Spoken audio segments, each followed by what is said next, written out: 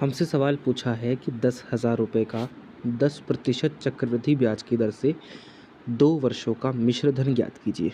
जब भी हम मिश्र धन ज्ञात करते हैं चक्रवृद्धि ब्याज में, तो आपको ये ध्यान में रखना है कि जो चक्रवृद्धि ब्याज होता है वह ऐसा ब्याज होता है जो ब्याज पर ब्याज देता है।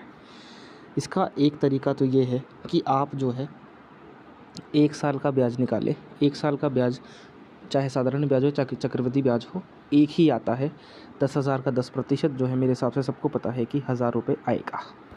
और जब हम दूसरे साल का ब्याज निकालेंगे तो दूसरे साल में जो पहला 1,000 रुपये लिख देंगे और यहाँ पर एक स्पॉट बनाएंगे और इस 1,000 का 10% निकालेंगे, क्योंकि हमसे 10% पूछा है तो इसका भी 10% निकालेंगे, तो ये बन जाएगा 100 रुपये।